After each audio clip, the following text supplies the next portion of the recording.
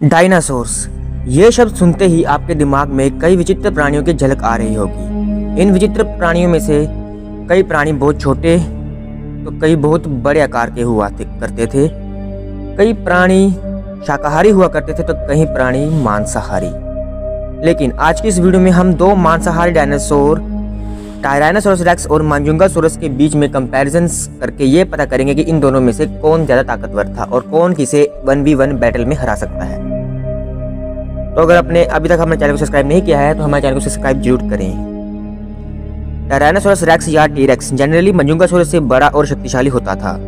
T-rex का आकार भी बड़ा था और उसके दांत और जॉ मसल्स भी पावरफुल थे। लेकिन पैलेंटोलॉजिस्ट के पास पूरी तरह से ये जानकारी नहीं है कि इन दोनों डायनासोरों के बीच डायरेक्ट टक्कर हुई थी, इसलिए यह एक हाइपोथेटिकल सिनेरियो बनता है। टी-रेक्स या टायरानोसोरस रेक्स एक लेट क्रिटेशियस पीरियड के डायनासोर था जो कि लगभग 68 से 66 मिलियन साल पहले एग्जिस्ट करता था। उसका लेंथ 40 फीट से ज़्यादा हो सकता था और उसका वेट अराउंड 9 टन तक का हो सकता था।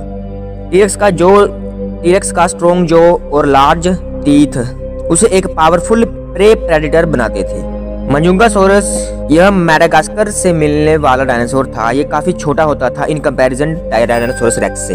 इसका लेंथ लगभग 20 फीट होता था। मांजुंगासोरस का सबसे स्ट्राइकिंग फीचर उसकी हेड क्रेस्ट होती थी जो उसके हेड के टॉप पर होती थी। ये डायनासोर वर्सेटाइल प्रेडेटर था, यानी कि जिसे हर्बीवोर से लेकर दूसरे स्मॉल डायनासोर तक का शिकार करने में कोई मुश्किल नहीं आती थी। लेकिन ये डायनासोर जुरासिक पीरियड में पाए जाते थे।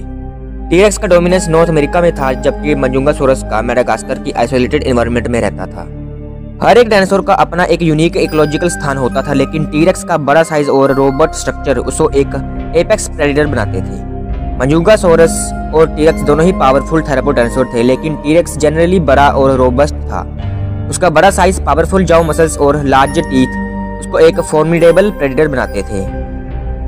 मांजुंगासोरस मैडागास्कर से है और ये छोटा होता था, लेकिन इसके यूनिक हेड क्रेस्ट और एडेप्टेबल नेचर ने भी इसे एक इफेक्टिव प्रेडेटर बनाया था।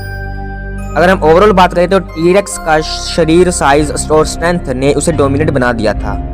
टी-रेक्स का एक और नोटवर्थी फीचर उसका बाइनोकुलर विजन था, जिसे उसको डेप्थ परसेप्शन मिलती थी और वो शिकार करने में प्रोफिशिएंट हो सकता था, यानी कि वो रात के अंधेरे में भी बहुत अच्छी तरह से किसी भी अन्य जानवर की तुलना में देख सकता था।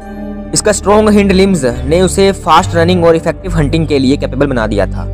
मांजुंगासोरस की तरफ इसके फॉसिल से पता चलता है कि इसका जो स्ट्रक्चर अलग था और इसमें सम एविडेंस ऑफ कैनिबलिज्म भी था, जो कि ये दर्शाता है कि ये अपने ही बिरादरी के डायनासोरों का शिकार किया करते थे। इसका यूनिक हेड क्रेस्ट जो मुख्य रूप से एडल्ट्स में होता था, उसके सोशल इंटरेक्शन और कम्युनिकेशन में भी रोल प्ले करती थी। ओवरऑल बात करें तो टी-रेक्स और मांजुंगासोरस दोनों ही फैसिनेटिंग एग्जांपल्स हैं डायनासोर एवोल्यूशन के। टी-रेक्स का डोमिनेंस और मासिव साइज उसको एक आइकॉनिक डायनासोर बनाता है, जबकि मांजुंगासोरस की यूनिकनेस, एडेप्टेबिलिटी और मैडागास्कर के आइसोलेशन से जुड़ी कहानी भी बहुत रोचक है। तो इन फैक्ट्स के आधार पर हमें कुछ मालूम पड़ता है कि टी-रेक्स मांजुंगासोरस से काफी बड़ा, स्ट्रॉन्ग था और टी-रेक्स के जीतने के चांसेस 60 से 70% होते थे, जबकि मांजुंगासोरस के जीतने के प्रतिशत 30 से 40 तक हो सकते थे।